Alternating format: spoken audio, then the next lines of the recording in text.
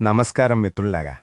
మనం పురాణాల గురించి మాట్లాడినప్పుడు కేవలం దేవతలు రాక్షసుల యుద్ధాల గురించే కాదు, సామాన్య మానవులు తమ అసాధారణమైన పట్టుదలతో సాధించిన విజయాల గురించి కూడా తప్పకుండా తెలుసుకోవాలి.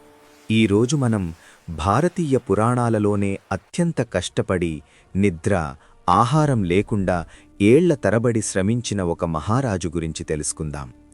ఆయన పట్టుదల ఎంత గొప్పదంటే నేటికీ మనం ఎవరైనా ఏదైనా గొప్ప పనిని సాధిస్తే దాన్ని భగీరథ ప్రయత్నం అని పిలుస్తాం. అవును, ఆయనే మహారాజు భగీరథు. భగీరథుని కథ అర్థం చేసుకోవాలంటే మనం కొద్దిగా వెనక్కి వెళ్ళాలి. ఆయన పూర్వీకుడు అయోధ్య మహారాజు సగరుడు. సగరుడు తన రాజ్య విస్తరణ కోసం అశ్వమేధ యాగం నిర్వహించాడు. ఆ యాగం పూర్తి అయితే సగరుడి కీర్తి ముల్లోకాలకు పాకుతుందని దేవతల రాజు ఇంద్రుడు అసూయపడ్డాడు. ఎవరికీ తెలియకుండా యాగం గుర్రాన్ని దొంగిలించి పాతాళంలో తపస్సు చేసుకుంటున్న కపిల మహర్షి ఆశ్రమంలో దాచిపెట్టాడు. గుర్రాన్ని వెతుకుతూ సగరుని 60,000 మంది కుమారులు భూమిని తవ్వుకుంటూ పాతాళానికి చేరుకున్నారు. అక్కడ గుర్రం కపిల మహర్షి పక్కన ఉండటం చూసి మహర్షిని దొంగ అని నిందించారు. ఆయన తపస్సుకు భంగం కలిగించారు. కళ్ళు తెరిచిన కపిల మహర్షి ఆగ్రహం కట్టలు తెంచుకుంది. ఆయన నేత్రాల నుండి వచ్చిన అగ్నిజ్వాలలు క్షణాల్లో ఆ 60,000 మందిని భస్మం చేశాయి, బూడిద కుప్పలుగా మార్చేశాయి. సగరుని వంశం మీద తీరని మచ్చపడింది. భస్మమైన ఆ 60,000 మంది ఆత్మలకు శాంతి లభించలేదు. వారు నరకయాతన అనుభవిస్తున్నారు. వారికి మోక్షం లభించాలంటే ఒక్కటే మార్గం, పవిత్రమైన గంగానదిని దేవలోకం నుండి భూమిపైకి తీసుకురావాలి. ఆ నీరు వారి బూడిదను తాకితేనే వారికి ముక్తి లభిస్తుంది. సగరుని మనుమడు అంశుమంతుడు ప్రయత్నించాడు, ఓడిపోయాడు. ఆయన కొడుకు దిలీపుడు ప్రయత్నించాడు, చనిపోయాడు. ఎవరూ గంగను తీసుకురాలేకపోయారు.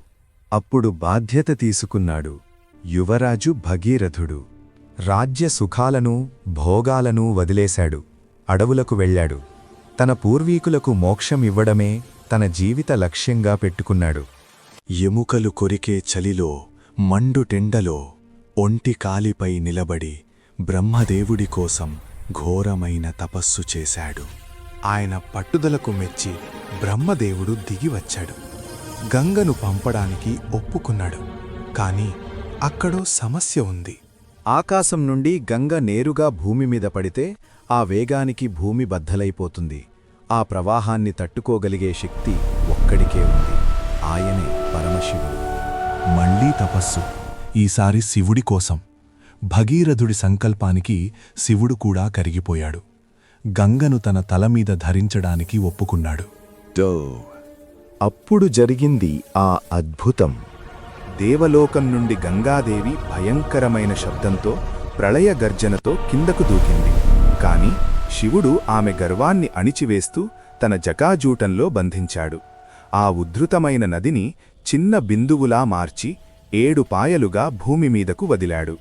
భగీరథుడు రథం మీద ముందు వెళ్తుంటే గంగానది ఆయన వెనుక పరుగు పరుగున వచ్చింది. చివరకు తన పూర్వీకుల బూడిద కుప్పల మీద గంగాజలాలు ప్రవహించాయి. ఆ స్పర్శ తగలగానే 60,000 మంది ఆత్మలకు మోక్షం లభించింది. భగీరథుడి జన్మ ధన్యమైంది. అందుకే గంగానదిని మనం భగీరథి అని కూడా పిలుస్తాం. మిత్రులారా, అసాధ్యమనుకున్న పనిని, తరాలుగా ఎవ్వరూ చెయ్యలేని పనిని భగీరథుడు తన పట్టుదలతో సాధించాడు. మన జీవితంలో కూడా కష్టాలు వస్తాయి. కాని గుర్తుంచుకోండి, లక్ష్యం ఎంత కష్టంగా ఉంటే విజయం అంత గొప్పగా ఉంటుంది. మీ జీవితంలో మీరు చేస్తున్న భగీరథ ప్రయత్నం ఏమిటి? మీ లక్ష్యం కోసం మీరు ఎంత కష్టపడుతున్నాడు? ఈ కథ మీకు స్ఫూర్తినిస్తే ఈ వీడియోను లైక్ చేయండి, మీ ఫ్రెండ్స్కి షేర్ చేయండి. మరిన్ని ఇలాంటి అద్భుతమైన కథల కోసం ఆనెస్ట్ యూనివర్స్ మన ఛానల్ని సబ్స్క్రైబ్ చేసుకోండి. ధన్యవాదాలు. జై హింద్.